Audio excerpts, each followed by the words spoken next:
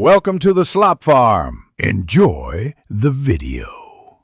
You'll begin by confirming two essentials. Your iPhone runs a compatible iOS and has enough local space. Once done, connect to a reliable Wi-Fi and plug into power so the device won't pause. Next, open Settings, tap your Apple ID, then iCloud and manage storage to view available backups. You're not erasing anything, you're selectively restoring.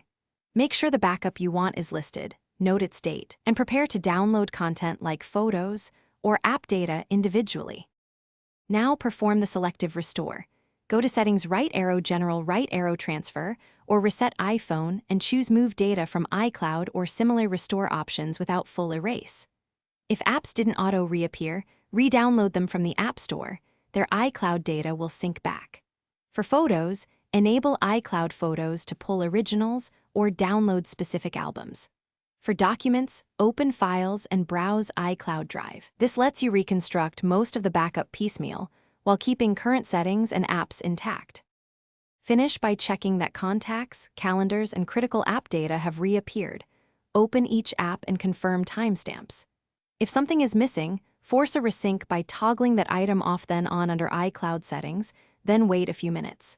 If issues persist, sign out of your Apple ID and sign back in. This refreshes iCloud tokens and often resolves stuck restores.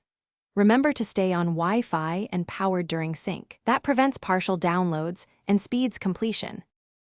Thanks for watching. Consider subscribing if we helped you today.